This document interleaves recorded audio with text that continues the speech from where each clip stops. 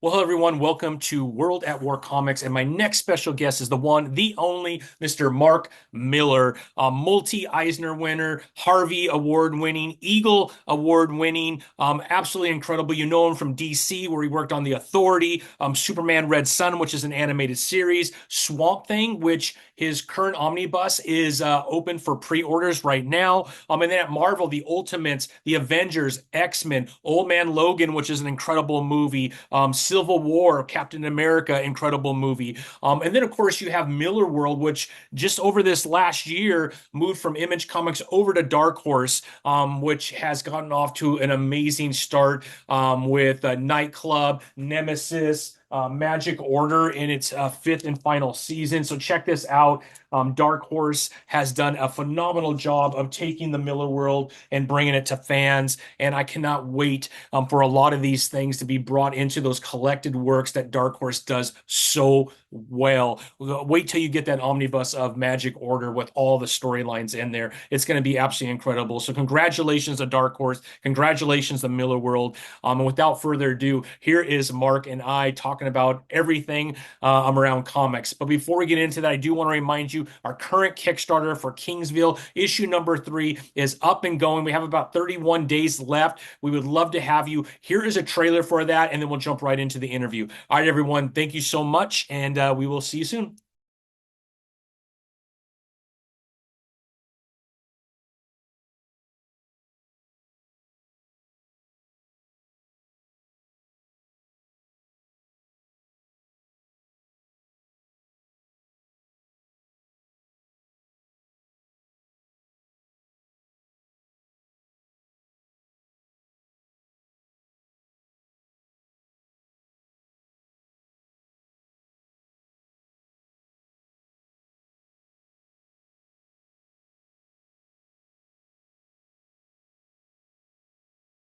No, I love that display that you have behind you, man. It's just highlights all the amazing things that you're doing with Miller World and Netflix. And Well, do you know the funny thing? Whenever we had the office done about a year and a half ago or something, and I had a bespoke carpenter in, sort of making it all comic size and then hardcover size down at the bottom and all this stuff.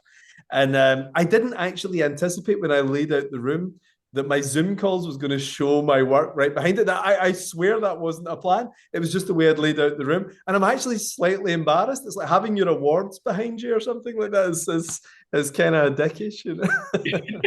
I love it. I love it. I mean, it's a commercial too, right? You have a great I show. You bring guess. on amazing guests, and not. I'm trying to think of what comic book fan wouldn't know of at least some of your work. You've done so much, but I think it highlights a lot of the great things that you're doing right now. Because a lot of the more, I think, newer titles that you're continually building on, which I think is Yeah. pretty cool.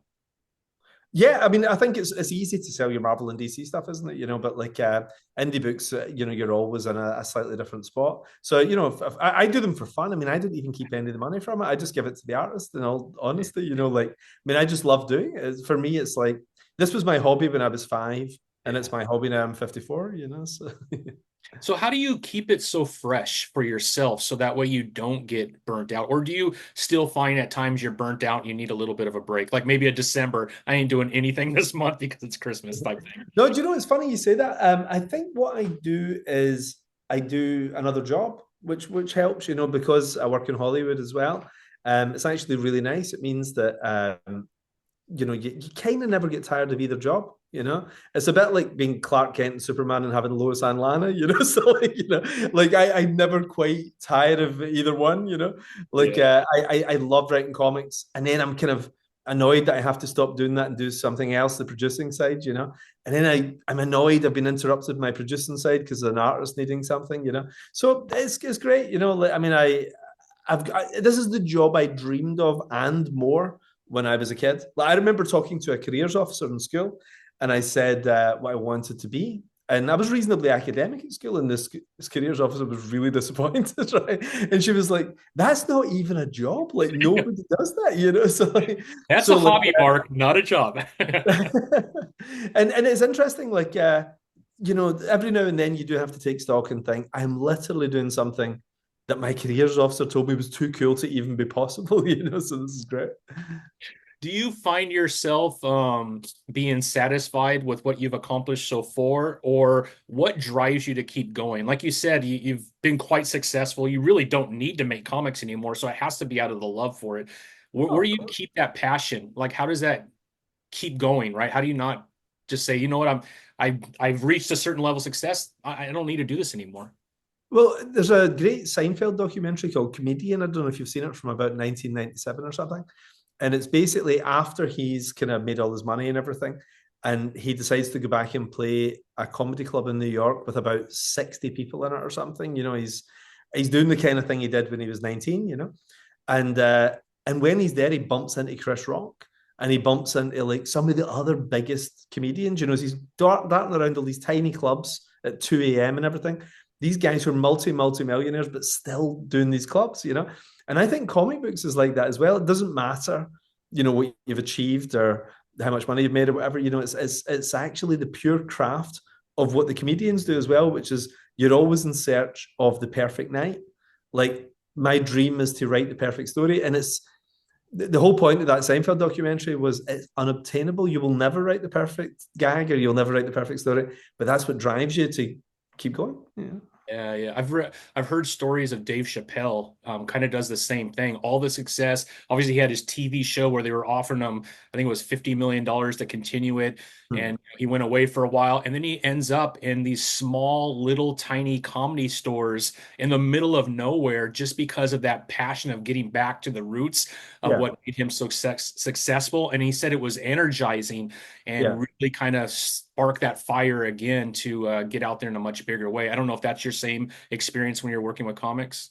Yeah, I've never ever felt down on comics though, funnily enough, like I see some people online, and they'll say that, they've had a horrible time in comics and everything, or comics broke them and everything. I think I've just been lucky, like my 20s I spent always keeping, never becoming a thing, but always keeping my head above the water. I kind of was able to keep working in comics without doing another job, which is the dream in itself, isn't it? But then when I was 30, it all kind of took off for me. I had my breakout titles, and each one was a number one title, and huge and everything. And then that led into my create your own career, which was bigger again, and then Hollywood and everything. So like, I've since I was 30, I think I've never had an editor really say to me, "Oh, you can't do that," which is the dream as a writer as well. So I've only known it to be a really fun, positive experience. Working with people I absolutely love. I mean, the beauty of running my own company is I only hire guys I like. So so everyone I deal with is like my pals. So even when we're not working together, we're emailing each other every day, just gossip or funny things that are happening. Or the best thing to get from these guys is a page they've been drawing, or a PDF of a comic they've written or something. So I love other comic guys. It's like, I remember the first time I went to a convention. I was 13. Yeah, it was November 1983. And I remember going into this, it was called a Comic Mart, which is a kind of a mini convention, and Alan Moore was a guest there. And I remember going in and, just thinking, oh my God, here's 200 people. It was a pretty small thing, 200 people like me. I'd never met that before. Like, I'd have to play down my love of geek stuff when I was at school, just to survive, in school, you kind of, I can pass myself off as normie really well, right? So like, I could just go undercover and just be a regular guy and everything.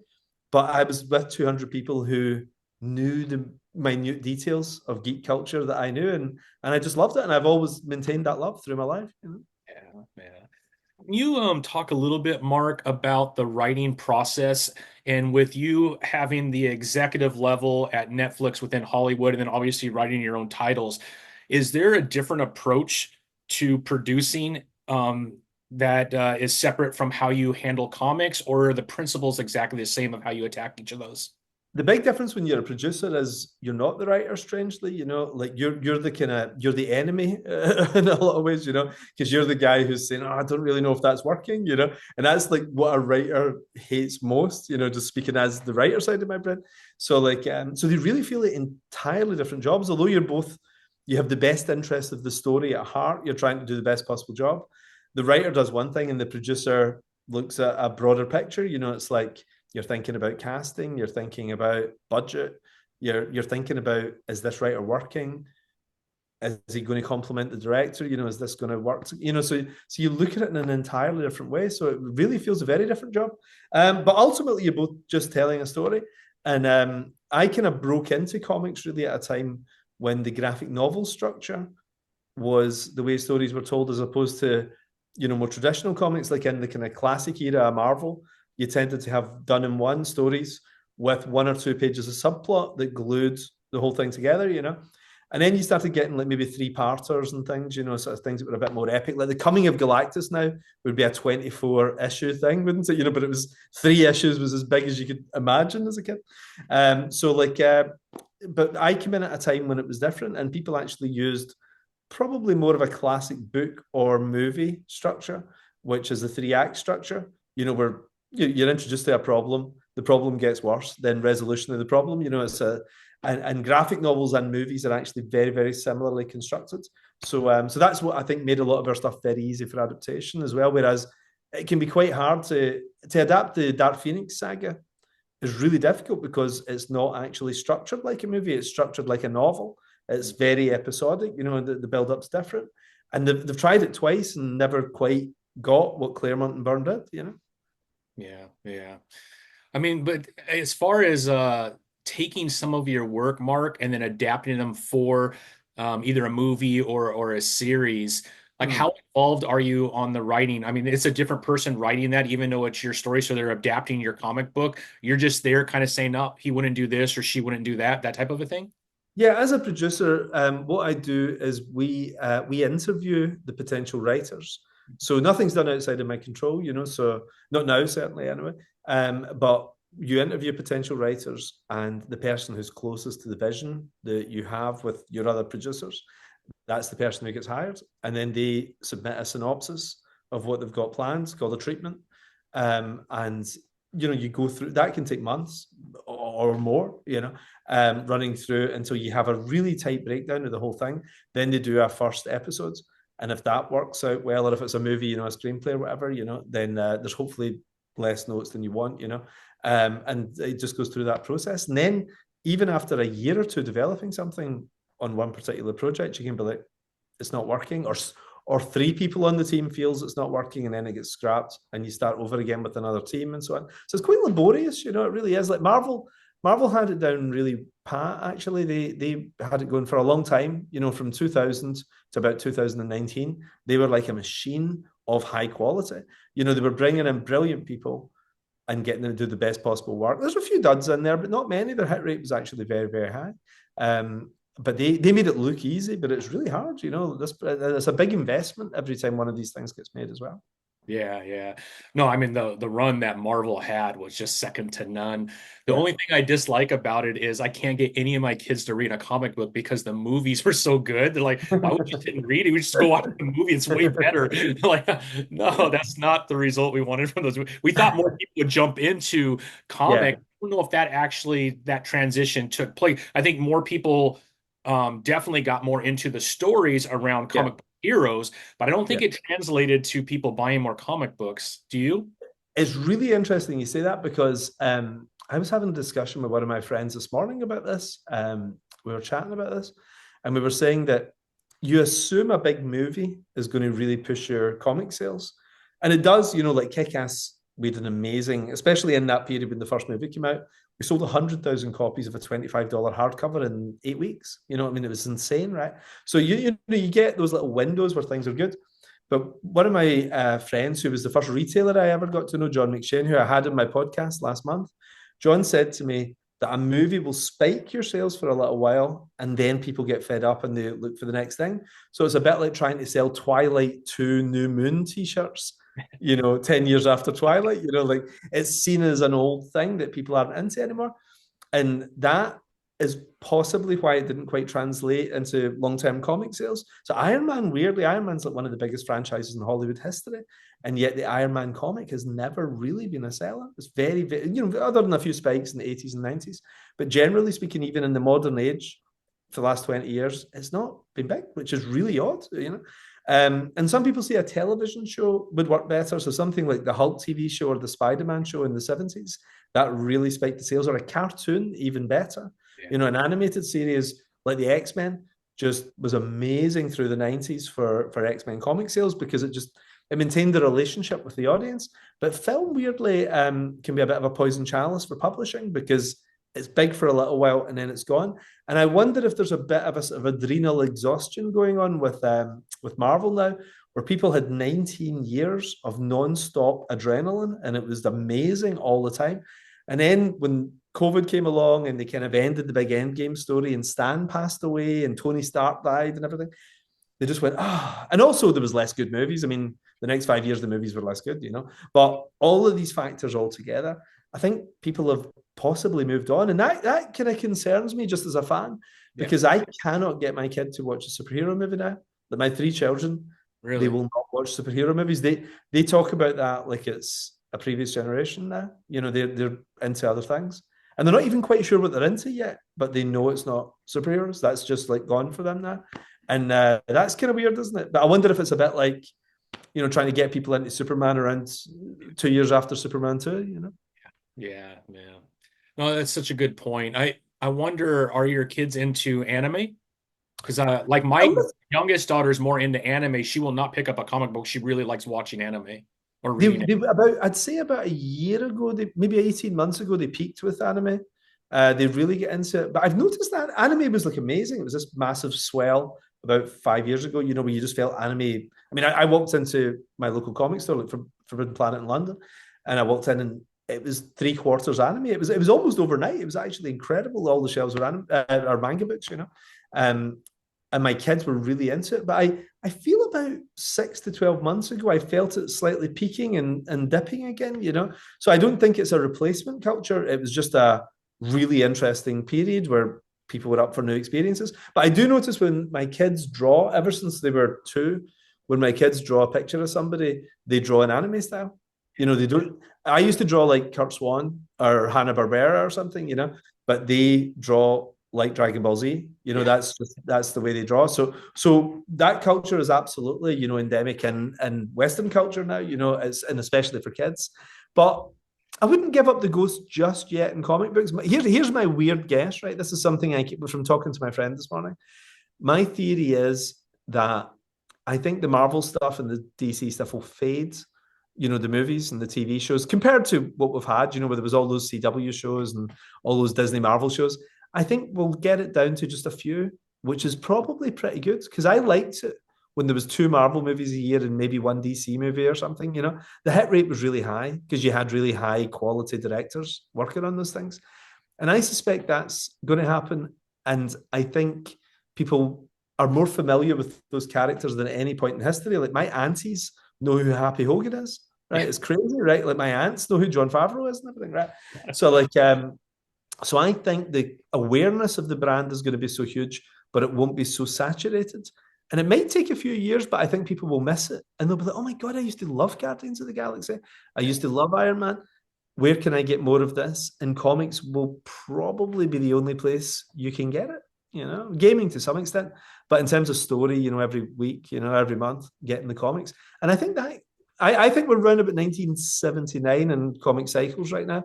And I think we're a few years away from the next boom, but I can see the green shoots. Yeah, I was watching one of your interviews, and I can't remember who it was with. It was a while ago, but you had mentioned there's kind of a 20-year cycle where you hit real big, and then it kind of goes down, and about 20 years later, you hit another spike. Is that kind of where you're going with this? Yeah, I think like if you look, there tends to be a very, very powerful decade and then a weaker decade in terms of industry sales. So the 40s, the 60s, the 80s, the noughties were all great, really great. And then the alternate decades, tend to just be a little softer. Some amazing work in those times. I mean, the 70s had some incredible work in there, and some really great stuff in the 90s as well. But but the alternate decades tends to be the people who were working in comics in the previous decades getting tired, like they're hitting 40 and everything, So I think that it slows down, and then a whole new bunch of 25 to 30-year-olds come in. Like the re-energization of comics tends to come with a new wave of people coming in. You get really amazing people who survive a couple of comic generations too. Like Gardner Fox was a stalwart of the 1940s, Golden Age DC Comics. And then he's the guy who reinvents everything for the Silver Age in the 60s, Stan Lee, Jack Kirby were working in the 40s and then hit their peak really in the 60s.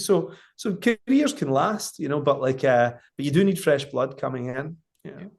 Yeah.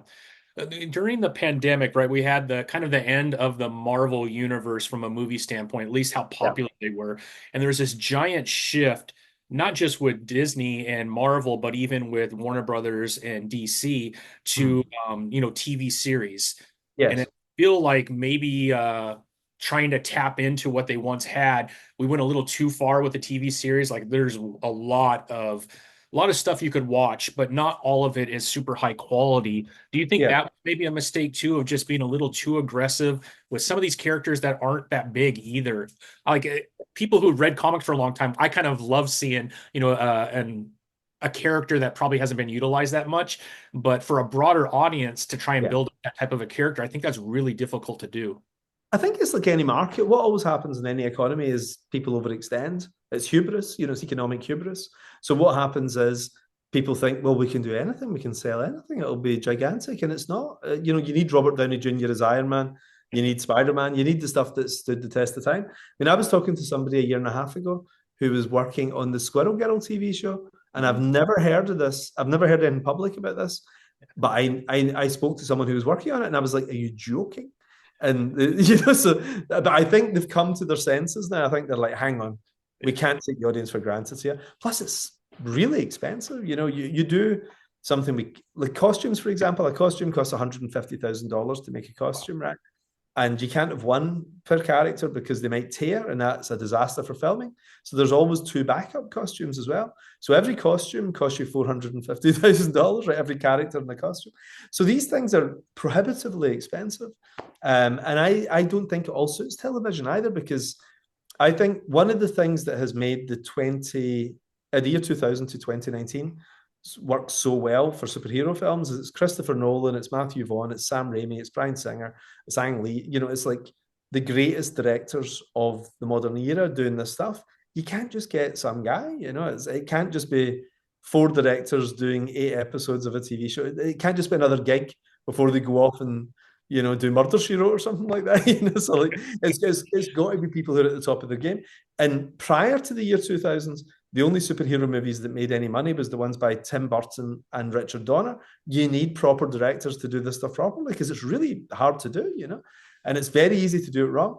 So I think superheroes get into the TV game, generally speaking, I think was a mistake. And it also makes it less special. I think Marvel was the place brand-wise where you paid $20, whatever it costs to go to the cinema, in America, to see these guys. If you see them for free on TV, Yeah. are these guys movie stars or are they TV actors? It's a different thing suddenly, So I think it hurt their brand a lot as well. Yeah, I think there's something about creating hunger and Mm, anticipation. And when you yeah. remove that away and it's just readily available, it loses some of its worth automatically. That's not just in movies. I think that's in anything just in life general, right? Too much of anything, you're going to lose a little bit of that cachet that was behind it, right? But the market corrects itself. I mean, scarcity makes anything valuable in every aspect of life. But the market does correct. So the market said, oh, yeah, $2.7 billion for Avengers, keep them coming. And then when you're getting the Marvels and all this kind of stuff, they're like, oh, hang on a minute, we need to rethink everything. And they're not stupid. I mean, these guys are smart. The only Yeah. trouble is, you start working on something usually 3, 4, 5 years ahead of it coming out. So it's like turning around an ocean liner. It's very, very hard to turn, and that's been a problem for them because we know what's going to be a disaster coming up. We can see it, but that stuff was greenlit in a different time. When everything worked. But I think what you're going to see 2025, there's going to be a couple of good superhero films. I think 2026, hopefully even more discerning and really good. 2027, it should be hopefully awesome. Yeah, yeah. Now, as far as your own production and how you handle your own IP with Netflix, Yeah. in your deal, it seems like you have kind of the last say of anything that's being produced, which kind of protects the IP. Is that right? Yeah, they own it though. Like if You do, they yeah, could fire me, from anything because they own it now. So I sold Netflix, or we sold Netflix, the company. The 17 franchises they bought, and all the artists had a 50-50 split in this. So we were all paid off, paid out. All the artists became Bitcoin billionaires and things like this. So it was a great, I mean, the most amazing experience of my life. We pulled off what only Marvel and DC had really done before. This colossal deal. But I took a job distinct from that, which was to go in house and become a producer in house. So I've kind of, I wouldn't say I've got final say. What I've got is I can veto things. So like if something isn't working, in terms of protecting it, I'll say I don't think this is a good idea. And the guys are very respectful. They're good. But I'm part of a team. There's four of us have generally been working on things. And everybody's got their own set of skills they bring to it. But it's really interesting. Like being behind the scenes is interesting when you've been on the other side of the table. And I do feel it gives me a certain sense of empathy with directors and writers who we're talking to, because I can see them keen for a gig and their enthusiasm, and they want it. And you maybe talk to 10 showrunners before you choose a showrunner, for example. And it's heartbreaking because there's 9 people who then are let down. So yeah, that side of it's a little weird, but I try and just work with the people who I respect. Like the thing I keep saying to everyone is, if somebody's done 3 bad things, the chances are they'll do a 4th bad thing. It's Newtonian physics. Like if they do 3 good things, you've actually got a solid chance of a 4th thing that'll be good. So that's my wisdom I try and bring to all the meetings. Yeah. There was a video that came out after this last slew of really not so popular TV shows, and it was interviews with a lot of the people that were in charge of directing or writing, and they were specifically told that they don't need to do the research on the character, that they want new stories. That's why I asked you, because I feel like when you watch Jupiter's Legacy, or you watch, some of the other titles that you've done, it's very close to what the comic books, like there's not a lot of deviation, whereas you see some of the newer stuff, there's some really big deviations, a lot of changes that are being made. And I also wonder if that affects the quality of the title too. And maybe that's something that needs to be corrected a little bit. I remember when I was working at Marvel, they were developing Captain America, the first Avenger, and they had Nick Fury's Howling Commandos in it. And I said at the time, is this a little hokey? Is this a little hokey? Could this be streamlined and it's just Saving Private Ryan instead of Stan and, it's Joe Simon and Jack Kirby's Captain America? And they made a really great point, and they said, we're not adapting Saving Private Ryan. We're doing Captain America, so we have to just do this properly. And it was a very valuable lesson, because I actually think there was such respect back then when Avi Arad was in charge. There was real respect for the material, the source material. And they realized that whatever had made it last 50, 60 years, there was something about that had an intrinsic dignity to it, that if you messed with that, you break it, So you don't try and be too clever. You can maybe do organic web shooters or something like that, but you can't go in and give your take on Spider-Man, You can't go in your take on the X-Men. You have to do the X-Men, And so you've got to be respectful to the source material. And I think all the truly successful ones were like that. And something weird happened about 5 or 6 years ago, because you were starting to see in interviews the writers, the showrunners, the directors kind of scoffing a little bit and sort of saying, "Oh yeah, I haven't read the book, obviously." And whereas I love DVD extras, right? And I sometimes check out old DVD extras. And I remember Lord of the Rings DVD extras and X-Men DVD extras. The actors were falling over themselves, and the directors falling over themselves to say how much they wanted to please the fans. Yeah. And it really works, because if you can supercharge the fan base, which might be reasonably small, but it's very enthusiastic, they go out there as foot soldiers and sell it to the rest of the world. And that's what they did so brilliantly. But then when they decided to diss the fans, it was the weirdest business decision I've ever seen in my life. And it wasn't just Marvel, it was like everyone. No. I was seeing it across Star Trek, I was seeing it across Star Wars, and they're kind of chortling with each other, And I don't know how sincere those guys were 20, 25 years ago, but I did feel Sam Raimi was really into Spider-Man, Sam Raimi knew Steve Ditko's Spider-Man Inside Out, and he had huge affection for the source material. And I think when people love something, that's infectious. And when people are just doing it for the check, it doesn't work, So there's an integrity to doing it right. Yeah.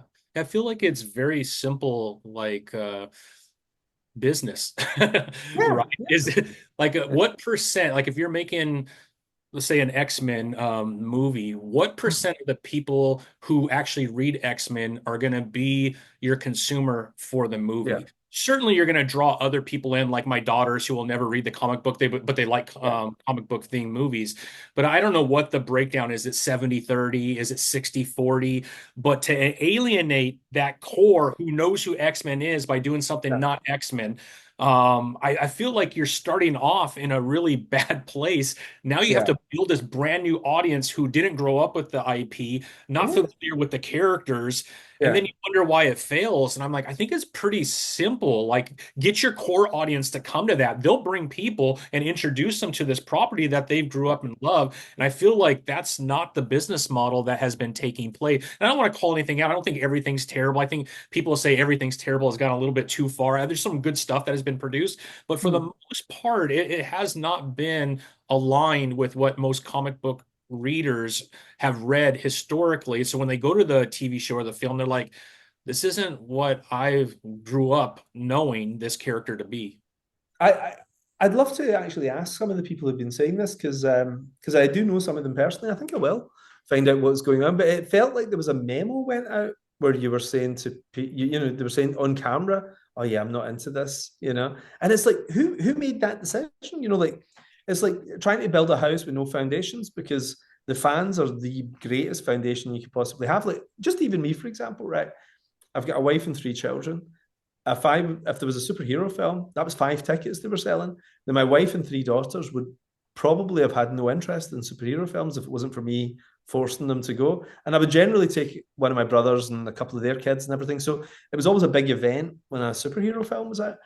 And but then if I'm sort of peed off about it and not into it, you know, and they've alienated me in the interviews, I'm not taking the kids, and you know, so they lose all these ticket sales, you know, and I'm actually anti the movie when it comes out, you know, which is I don't get it.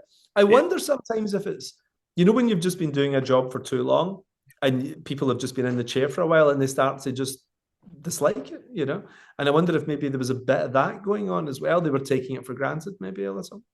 Yeah, yeah. That'd be really interesting. Yeah, I don't know what the answer is. I just know that I'm very optimistic with the way people are looking at producing movies moving forward, that maybe we're coming out of this last 6 or 7 years where Yeah. things have not been super high quality and people really don't seem like they enjoy working on the IPs that they've Yeah. been put in charge of. So fingers crossed. James Gunn, I've got total confidence in James Gunn. I mean, Yeah. I've loved everything James has ever done. He and Hmm. I were both doing realistic superhero movies back in 2009, and that's where we got to know each other. We both got copied together over email. He was doing Super, and I was doing Kick-Ass independently of each other.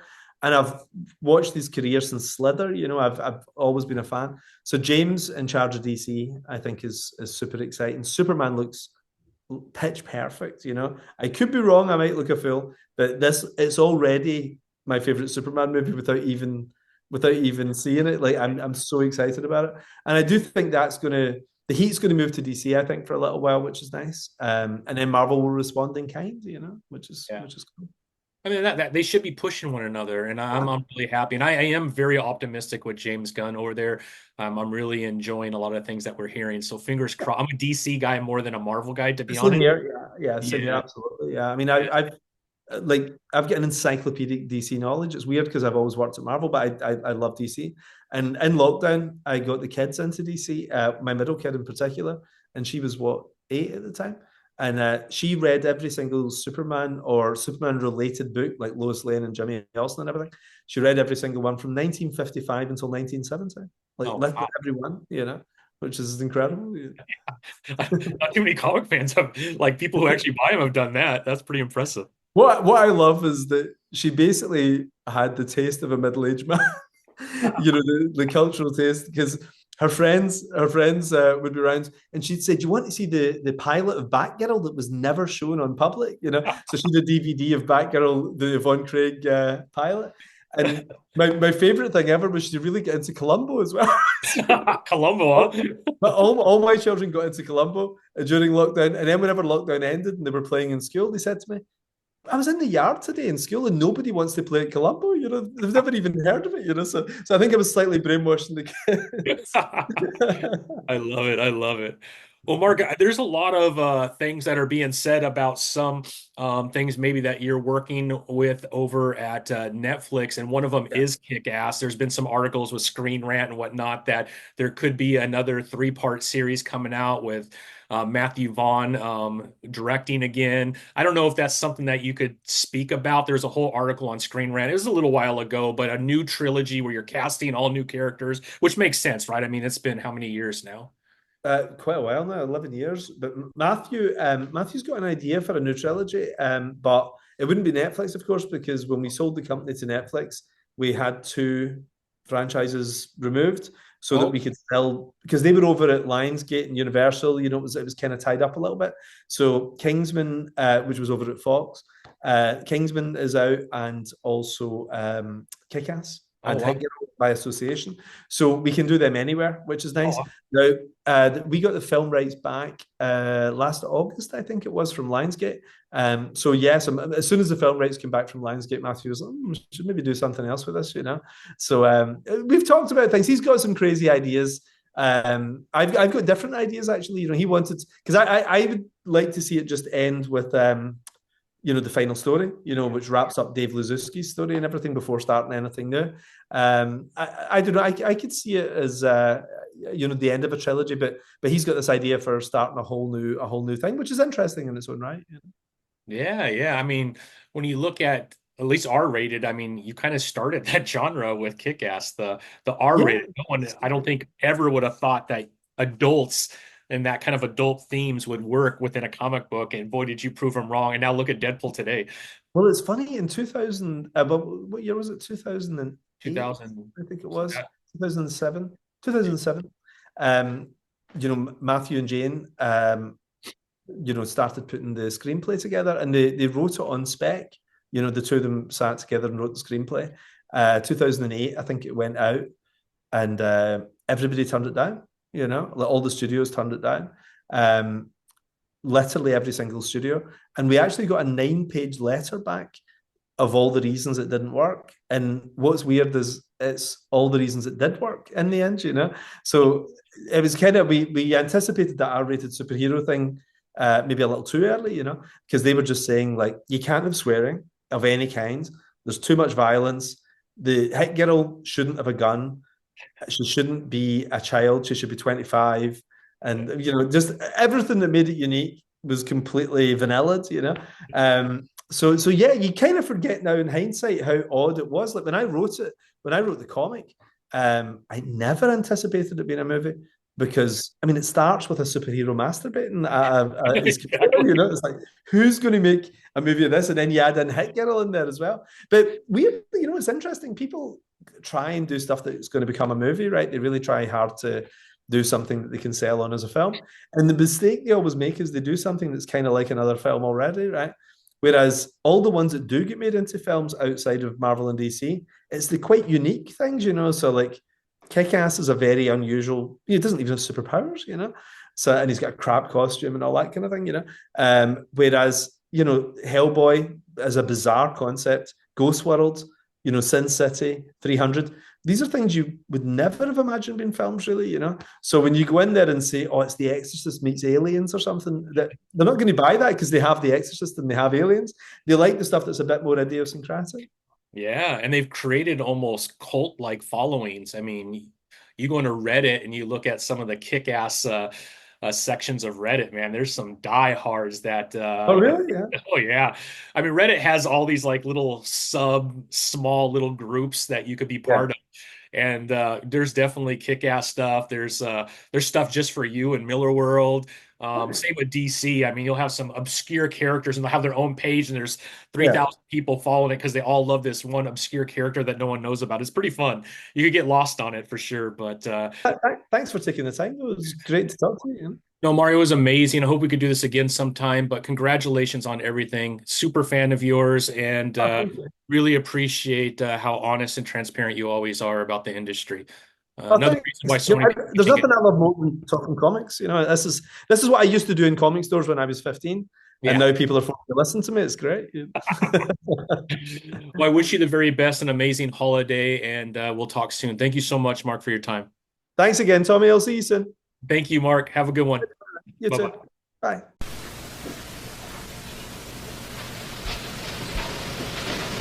You're still here? It's over. Go home. Go.